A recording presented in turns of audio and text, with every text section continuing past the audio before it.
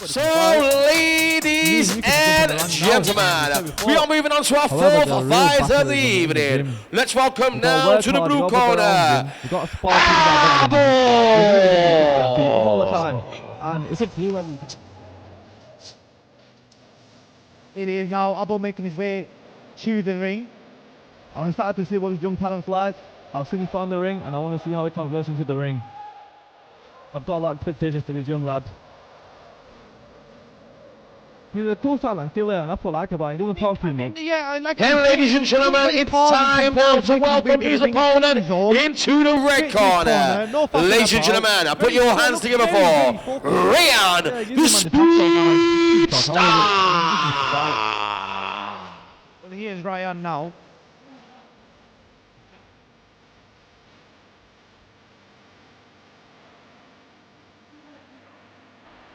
So it's going to be a head-to-head fight. I think they're both under 18. And it's going to be a cracker. For those that don't know, mate, why do certain fighters have to wear headballs and certain fighters don't wear headballs? I'll tell you what, first of all, look at Rayan, he's trapping you. Very animated, isn't it? Very animated. He's just embracing all that energy. And I don't know, look.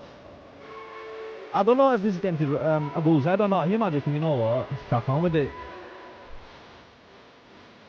But yeah, like, back to my question. Why do some fighters then wear head guards and some fighters don't? For the viewers at home that don't really understand. So fighters tend to wear head guards under 18. It is a rule about England boxing. And I don't know how you have to wear some black collar boxing, but... So ladies and gentlemen, this is too many rounds of boxing. Let's meet the fighters. So ladies and gentlemen, your boxer standing in the blue corner. Ladies and gentlemen, he's wearing black shorts with white banding. Ladies and gentlemen, please put your hands together for Abul was very calm and composed. And ladies and gentlemen, his opponent boxing out of the red corner, wearing black shorts and black vest. Ladies and gentlemen, he's the one and the only Rayan, the speed star. They like letting the fighters talk and talk. Every true referee in charge of the action. They let the fighter opposite them.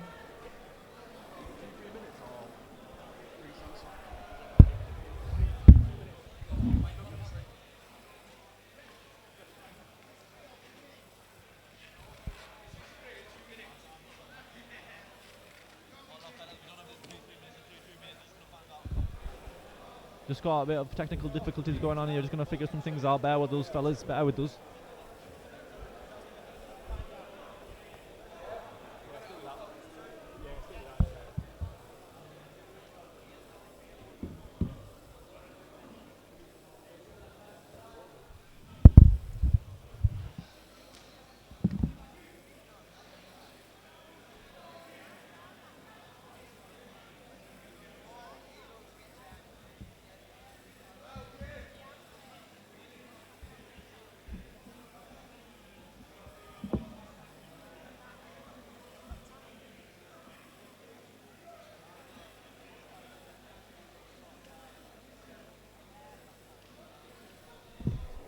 Both fighters just touching gloves now and cracking on with it. Abul looks calm and collected, so does Rayan. Here we go, round one. Okay, Rayan takes the centre of the ring and he's just throwing shots straight away. And Abul's not loading shots, but he's got that, you can see he's got that amateur Pacquiao kind of style about him, in and out bouncing. I mean, his jab is very sharp. He's got a great foundations to him, he's got a great base around him, he's got great footwork and his hands are up. I mean, Rayan is catching us a little bit though, isn't he, when he's coming in. Oh, excellent right hand there from Rayan. I tell you what, he did throw a nice right hand, but he looks a bit flimsy. And his right hand does tend to come down, and maybe that could be a potential problem. Oh, again, coming in, great exchange from both fighters there. It's more of looks like a feeling out process from Abul. Yeah, it's something about him. He likes to feel the process a little bit, and then he pushes the pressure on and just cracks on with it then. His variations looking a lot better. I mean, he's going to the body a little bit more. He's feinting. Again, a good jab there. Catches him with a great jab. Great jab there, and you can't be looking away there. You got to stay focused. You got to look at your opponent. Rayan is coming back, hitting him a little bit. He is catching him. There we go again with a good 1-2 combination. So, excellent shot. Excellent jab again. Great follow-up shot as well. You can tell Abul's got more of an advantage in the short range.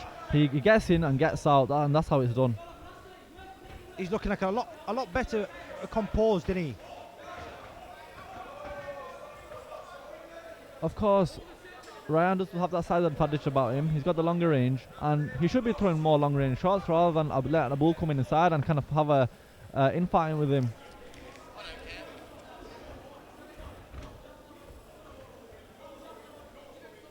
Rayan does look like he's Fighters do need to be a little bit more busier though. Oh, great shot. Excellent job. Excellent overhand. Again, catches him again. Wow, great footwork and great defense. Oh, it's a absolute steamer of a right hand coming in there towards the end of the round there. Personally, I do think Abul might have took that round. I thought Rayan started well, but he kind of let himself go and got hit with quite a lot of big shots at the end of it. So then, moving on to the taller fighter with Rayan, how would you then keep your range as a fighter? Like Abul always wanted to come inside. How do you then keep your range? You gotta have a stiff jab on yourself, and you gotta play with your lead on. If you just keep your hand to yourself and invite pressure and let the guy do what he wants, you can see Abul's just bouncing in and out, and he's trying to create momentum for himself. But you gotta break that momentum, throw a feint, throw a shot, maybe throw a jab to the body, come up. You gotta throw something, but you can see some bleed on Rayan's nose, and you can see he got hit with some big shots. But it's a cracking fight so far. It is an excellent fight. Abul does look very composed again on it. He's the first up to his feet as well. I mean, do this give you the mental edge, these little things, being the first up to your feet, being the first out to your opponent? That's what it is, mate. You got to push yourself. You got to get every little mental battle you can win, and you just got to take it. Great job to the body though. I tell you what, I really like Abul's footwork, and he's in and out, and he's twitchy. He's not just standing there, and he's trying to take away the range advantage from Rayan. But he's keeping his hands up as well, so when he does get hit, he hits his gloves. I mean, the great exchanges these so far. Strong job, great job. You can tell he got hit with the big shot. When they shake their head like that, it usually means they got hit with the big shot.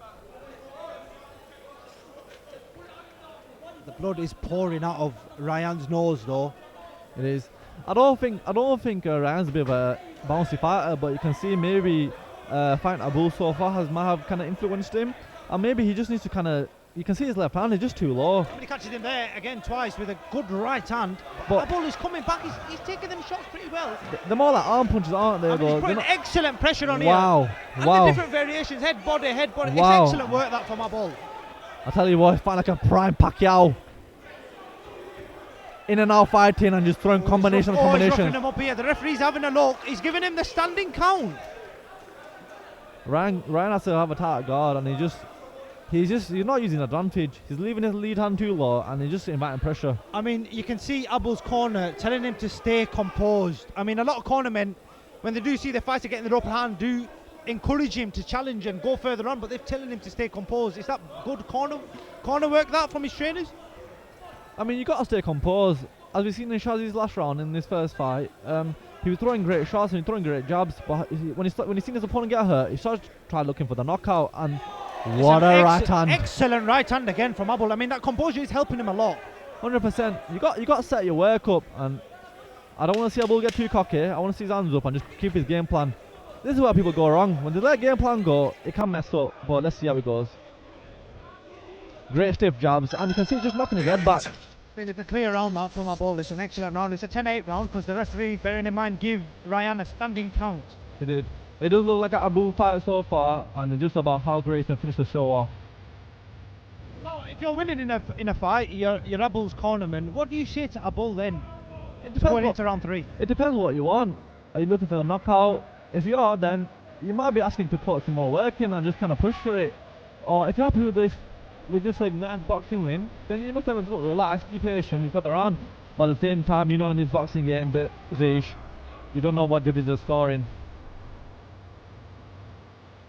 Well, I mean, for me, it's clear who's winning the fight so far. It can change. We know with boxing, one punch can change everything. That's why it's such an electrifying sport.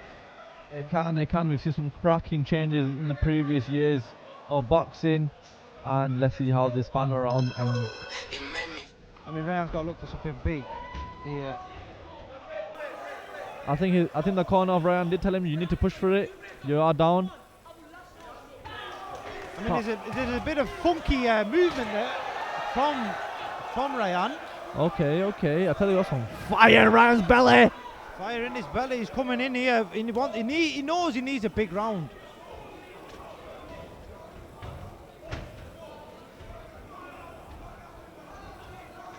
He's getting caught. He's getting caught. He's getting caught. He's getting caught, and look, I don't like seeing fighters get hurt. It's another standing count. Sorry, Umair, to break you off there, but it's another standing count that from the referee. Is it time?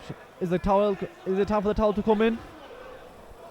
I mean, as a fighter, it's an excellent. The referee stopped it. You have to stop it. Abul has won via stoppage. It's an excellent show. Excellent first fight for him.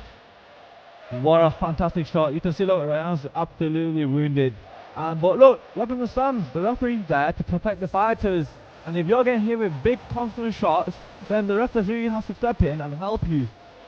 I mean, the referee, like you said, is doing his job protecting the fighter. Abul, though, for his first show at 60 kg, has put on a belter for the crowd. And it's it. Without 4 fights in, we've already had a referee stoppage. We've had 3 belters of fight. That was a cracker though, wasn't it?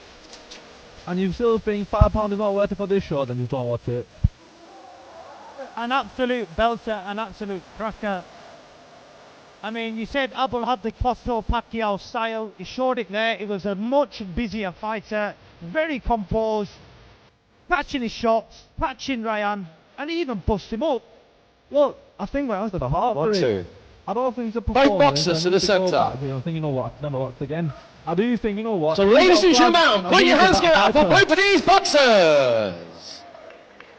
We're just waiting here for the... So ladies and gentlemen, your referee stopped the fight in the 53rd round, declaring your winner by TKO, boxing out of the blue corner. Yeah, I'll say, look, great victory for Abul.